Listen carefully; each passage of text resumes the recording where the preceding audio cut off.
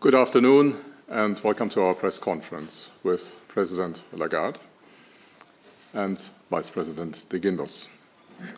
My name is Wolfgang Preußel. As always, we have participants via video. If you ask questions, please unmute and put on your camera. And with that, I hand over to President Lagarde, please. Thank you very much. And good afternoon to all of you. The Vice President and I welcome you to our press conference. The Governing Council today decided to lower the three key ECB interest rates by 25 basis points.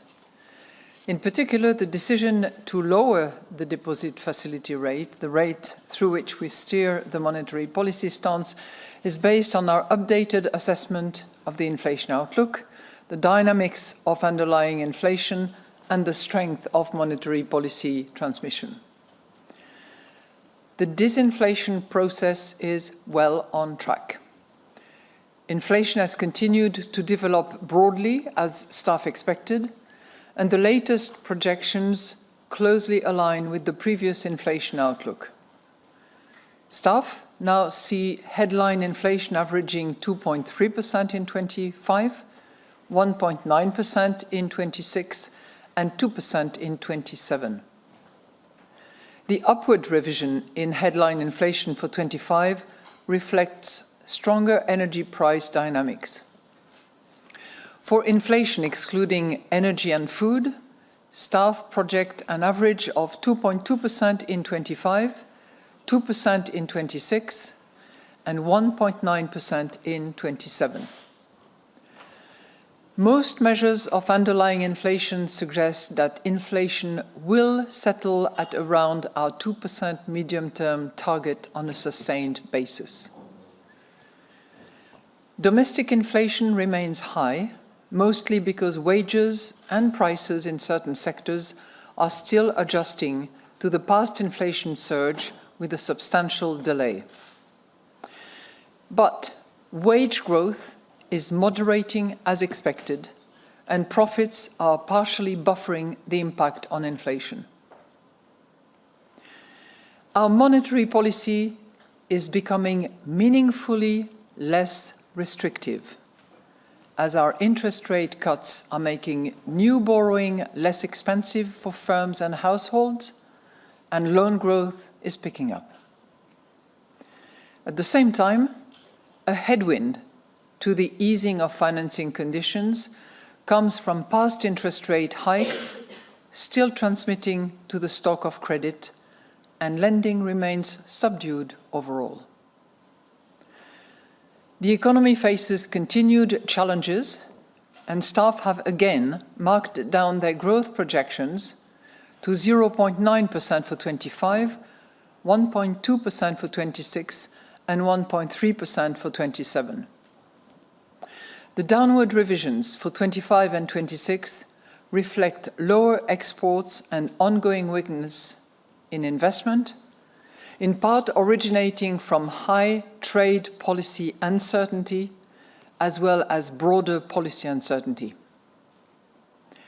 Rising real incomes and the gradually fading effects of our past rate hikes remain the key drivers underpinning the expected pickup in demand over time.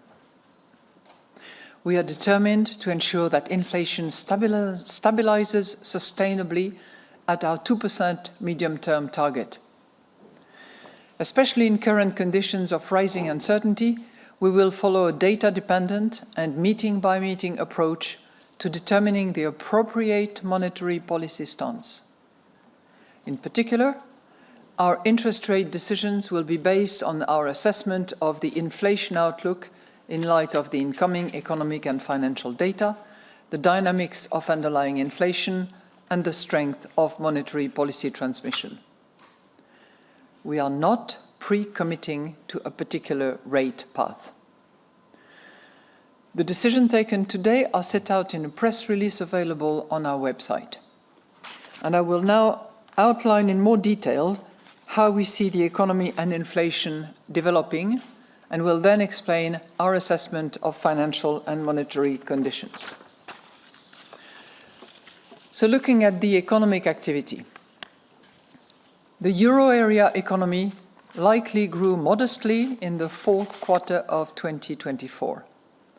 The first 2 months of 25 saw a continuation of many of last year's patterns. Manufacturing is still a drag on growth, even if survey indicators are improving.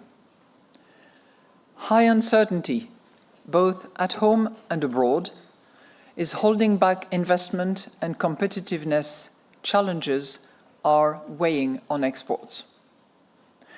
At the same time, services are resilient. Moreover, rising household incomes and the robust labour market are supporting a gradual pickup in consumption, although consumers' confidence is still fragile and saving rates are still high. The unemployment rate stayed at its historical low of 6.2% in January, and employment is estimated to have grown by 0.1% in the last quarter of 24. However, demand for labour has moderated, and recent survey data suggest that employment growth was subdued in the first 2 months of 25. Uncertainty has increased and is likely to weigh on investment and export by more than previously expected. But growth should be supported by higher incomes and lower borrowing costs. According to the staff projections, export should also be supported by rising global demand so long as trade tensions do not escalate further. Fiscal and structural policies should make the economy more productive, competitive and resilient. The European Commission's Competitiveness Compass provides a concrete roadmap for action, and its proposal should be swiftly adopted.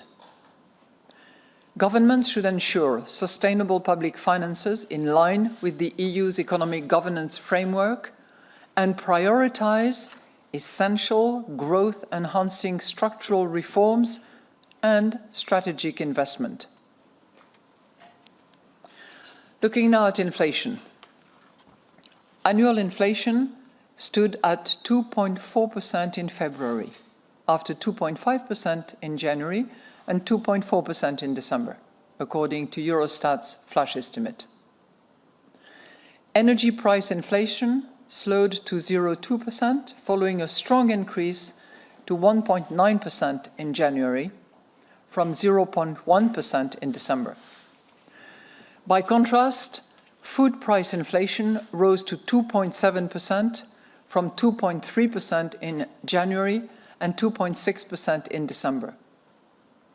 Goods inflation ticked up to 0.6%, while services inflation eased to 3.7% from 3.9% in January and 4% in December. Most indicators of underlying inflation are pointing to a sustained return of inflation to our 2% medium-term target. Domestic inflation, which closely tracks services inflation, declined in January, but it remains high, as wages and some services prices are still adjusting to the past inflation surge with a substantial delay. At the same time, recent wage negotiations point to a continued moderation in labour cost pressures. The assumption of higher energy price inflation led staff to revise up the headline inflation projection for 25. At the same time, staff expect core inflation to continue slowing as labour cost pressures ease further and the past monetary policy tightening continues to weigh on prices. Most measures of longer-term inflation expectations continue to stand at around 2%. All of these factors will support the sustainable return of inflation to our target. Risk. The risks to economic growth remain tilted to the downside.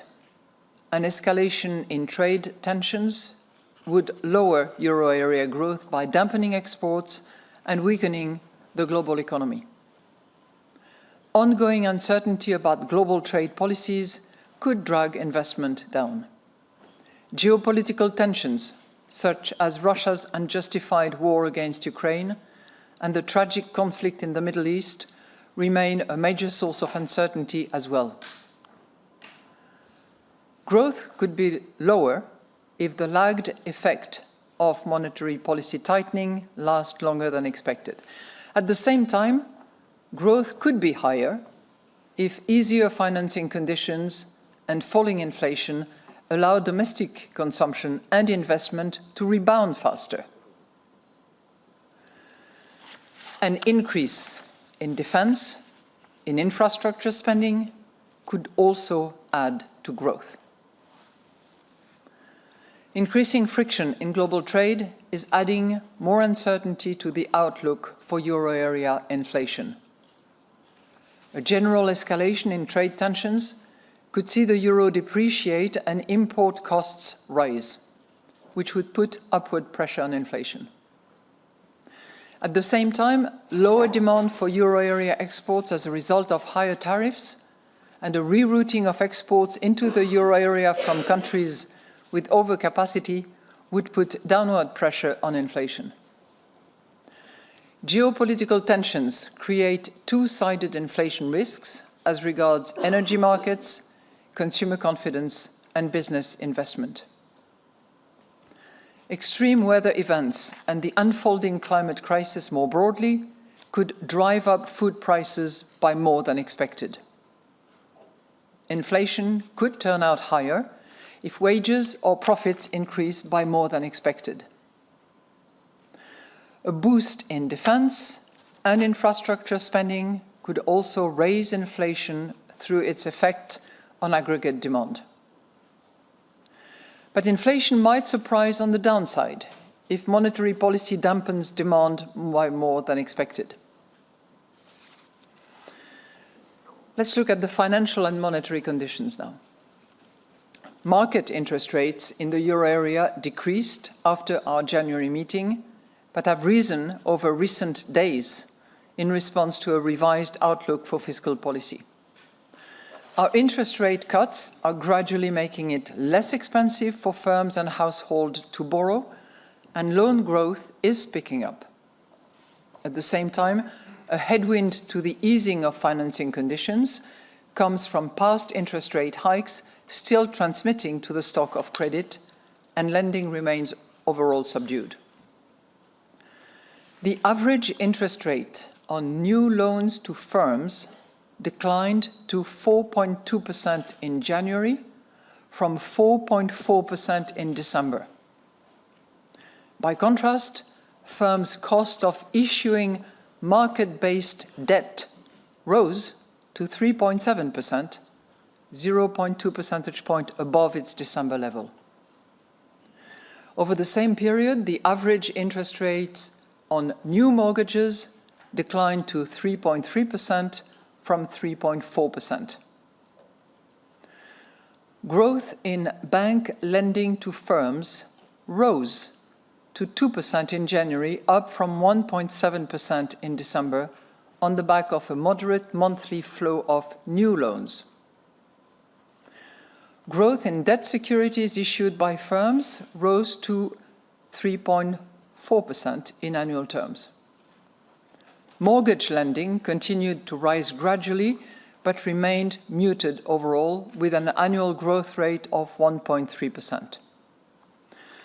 So in conclusion, the Governing Council today decided to lower the three key ECB interest rates by 25 basis points. In particular, the decision to lower the deposit facility rate through which we steer the monetary policy stance, is based on our updated assessment of the inflation outlook, the dynamic of underlying inflation, and the strength of monetary policy transmission. We are determined to ensure that inflation stabilizes sustainably at our 2% medium-term target.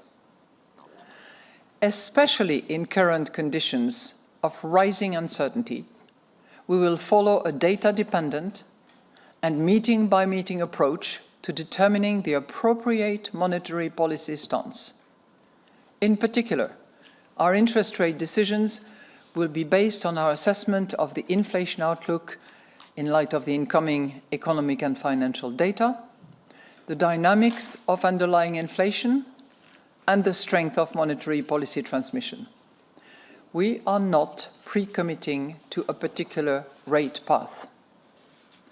In any case, we stand ready to adjust all of our instruments within our mandate to ensure that inflation stabilizes sustainably at our medium-term target and to preserve the smooth functioning of monetary policy transmission. We are now ready to take your questions. Thank you. And the first question today goes to Alex Weber of Bloomberg. Alex, please. Let me grab some water. Thank you. Good afternoon. My first question is on the way forward. So you say that your monetary policy is becoming meaningfully less restrictive. Does this mean you could slow the pace of rate cuts now and perhaps pause in April? Did you discuss such a scenario at your meeting today? And my second question, perhaps related to that, is on fiscal policy.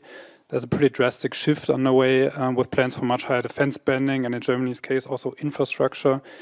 There's been a significant market reaction as well. Could you elaborate how the Governing Council expects this to change the economic outlook and monetary policy? Thank you very much for your two questions. So on your first question, you very well noted that we have changed the wording of the fourth paragraph of our monetary policy statement.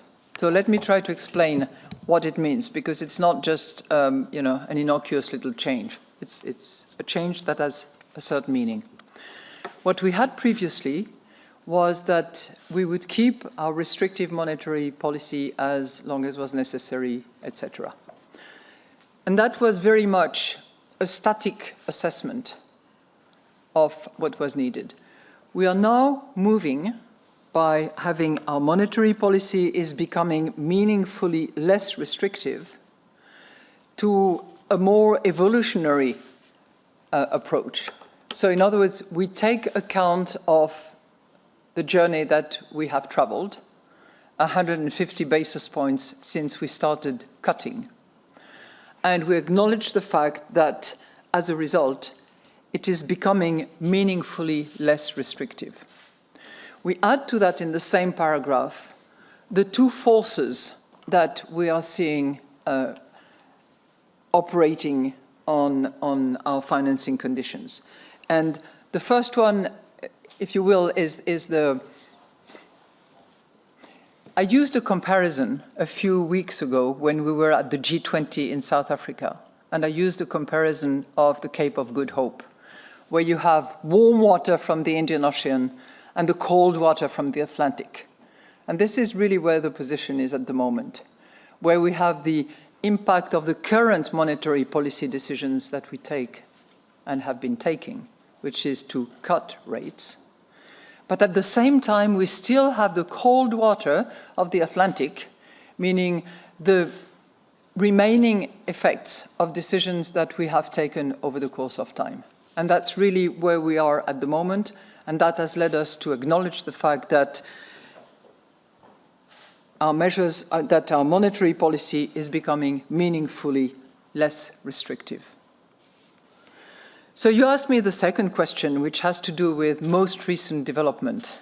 And I have to say that we have not been spared recent developments in the last few hours and days. And the one that you're referring to is the announcement by the European Commission, on the one hand, of this 800 billion comprising the 150 borrowing facility and the 650 space within which member states can borrow for defense purposes, on the one hand. And on the other hand, the announcement by the German authorities of a twofold program, in a way, one which is the big infrastructure financing of 500 billion over a period of 10 years, and a special measure that relates to defense expenditure that would be decided in the years to come. So two observations. One is, this is work in progress. And we have to be attentive, vigilant. We have to understand how this is going to work, what the timing will be, what the financing will be, so that we can then draw the conclusions and appreciate how much it will contribute to growth and what impact it would have eventually on inflation. So that part of the work we have not yet, of course, determined the conclusion. But one thing that around the table of the Governing Council was clear is that on both accounts, that would be supportive to European growth at large and would be a boost to the European economy. Now, everything is going to be a factor of the details. You know, where will the purchases take place? What will the timing be? What will the financing be? And all of those are, you know, obviously political decisions that are not within the remit of the central bank. But we are very attentive to what will come out of today's meeting in Brussels and further development on the German political scene to appreciate the economic consequences. Thank you. Next question goes to Annette Weisbach of CNBC. Annette, please. Madame Lagarde, I have another question on the meaningfully less restrictive monetary policy stance. Perhaps you can explain that to us. Lending is still down. So what makes you think, the ECB think that the monetary policy stance is actually less restrictive? Because it seems that companies are still holding back to actually borrow and invest. So my second question would be, on the pause, which is likely or not in April, given the uncertainties, would you rather wait for more wage data coming in as domestic inflation seems to be stubbornly high? Thank you. But thank you so much for your question. You know, our assessment based on the bank lending survey, based on the numbers that we receive, based on the corporate survey that we hold, and comparing the current situation with the last few quarters, and this month versus last month as well, indicate that lending is actually increasing. The lending to corporate is up by 2%. The lending to households in terms of mortgages is up by 1.3%. Now, this is not yet bringing us to, you know, the sort of strong, solid, robust levels of borrowing by economic actors, but it is definitely on the way up. So you have two phenomena. You have interest rates that we see going down, both for corporate and households, not phenomenally yet. We hope that that process will continue.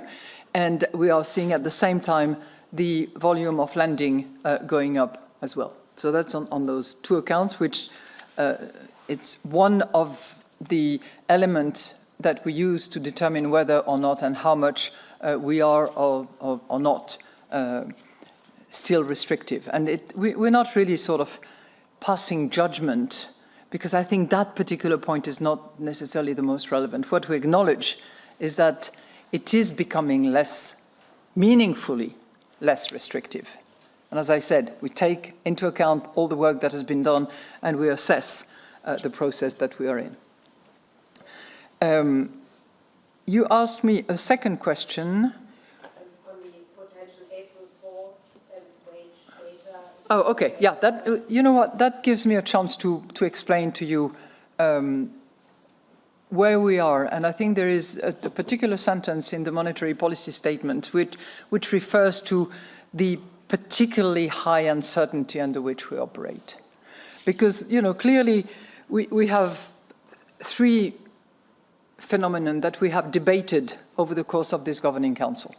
One, the disinflation is on track. That's point number one. Point number two, the monetary policy is becoming meaningfully less restrictive. And point number two, we have huge uncertainty. Some people have used the adjective phenomenal uncertainty. And we debated as to whether it was high and rising. But suffice to say that it is all over. So we have risks all over, uncertainty all over. So under those circumstances, our determination is obviously to reach destination. But we will do so without pre-committing to any particular path. And you have seen that sentence in our monetary policy statement in the past. I think it is even more relevant at the moment, given the level of uncertainty that we have. So we are not pre-committing to a path. And you might have some governors who will say that, you know, I believe that.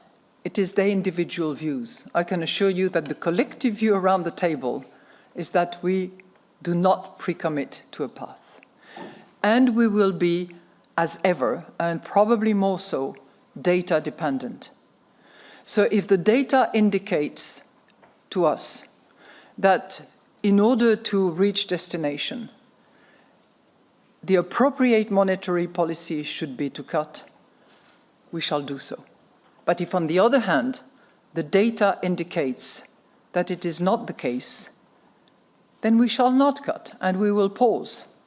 So that's really where we are, not pre-committing, being data dependent as ever, and deciding on a meeting-by-meeting basis.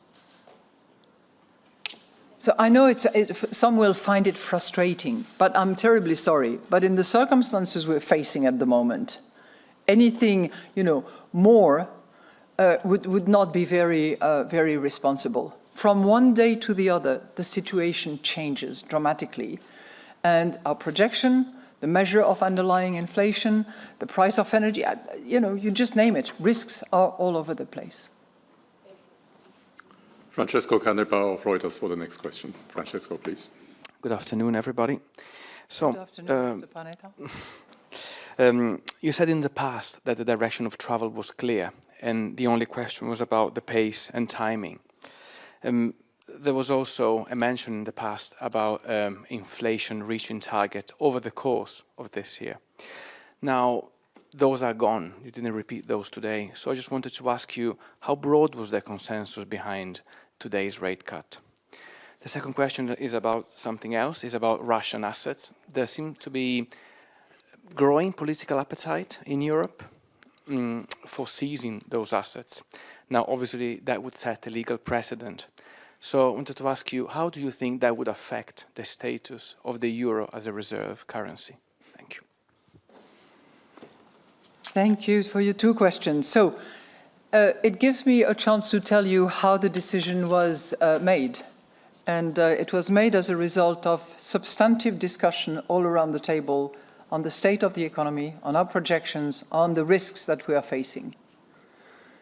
And the decision was a consensus. And no one opposed that decision. Or you might have different source of information, could be. But I was sitting in the room, you see, mind you. So no one opposed the decision. One governor, specifically Governor Olsman, for whom I have great respect, abstained. Okay? There was no opposition. There was one abstention. So you have the gist of the decision. Look, on the Russian assets, I think we have made our position quite clear in the sense that those frozen assets, as you know, are being used in order to guarantee 50 billion loans granted under the ERA by the various members of the G7. This process is underway, and there are political debates that are vastly broadcasted around the fact that we should maybe move from freezing to seizing.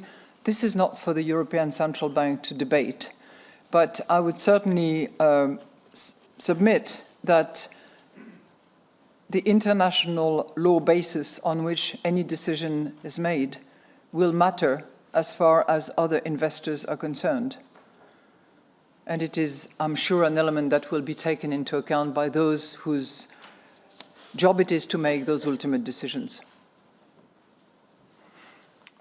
Next question goes to Johanna Träg of Politico. Johanna, please.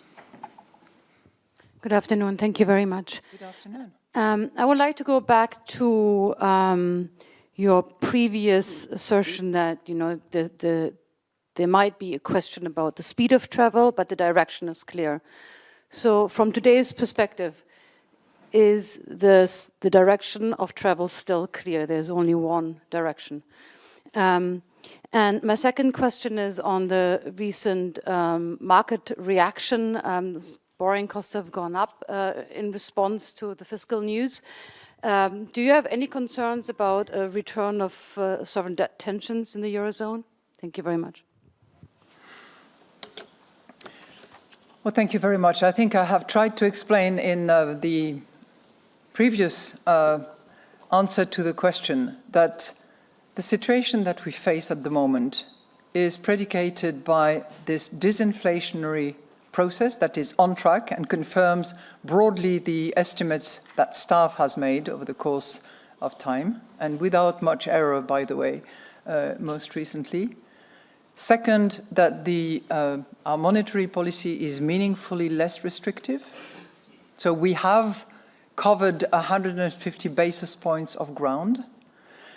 And three, and that's probably the most important in relation to the question that you've pointed at me, the landscape that we have at the moment is clouded with uncertainty, okay?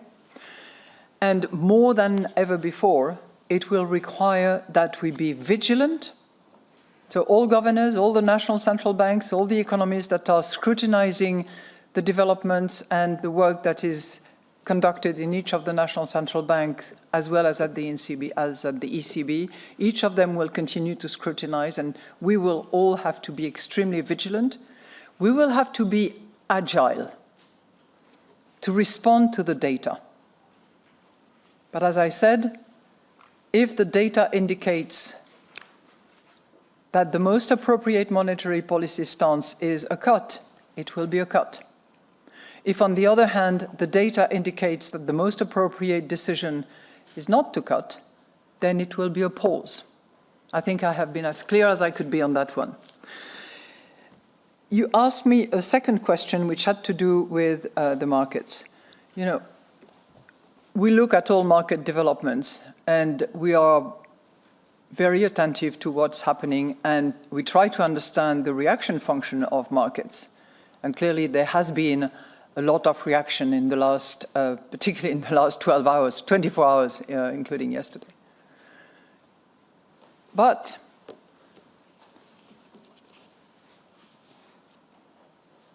we're not going to be changing a policy stance as a result of a market determination of the last 24 hours. Equally, when we look at the spread, there's been very limited spread variation despite the massive change in the yields. So I think that that gives us an answer concerning the solidity of transmission and the solidity of the sovereigns around Europe. Thank you. Next question goes to Olaf Storbeck of the Financial Times. Olaf, please. Thanks. Following up on the last question, so your answer is that the direction of travel isn't clear anymore. Would that be the kind of short version of your elaborate answer? That would be my first question.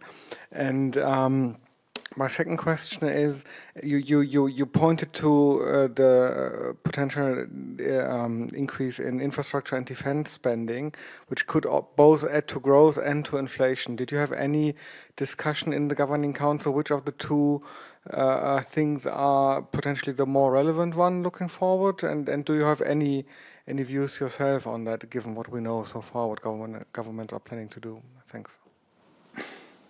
Now, on your second question, I know you all want to move faster than light, and certainly faster than our brain power collectively can determine. And as I said, those announcement dates from yesterday, and honestly, in 24 hours, our staff, despite the great work that they do and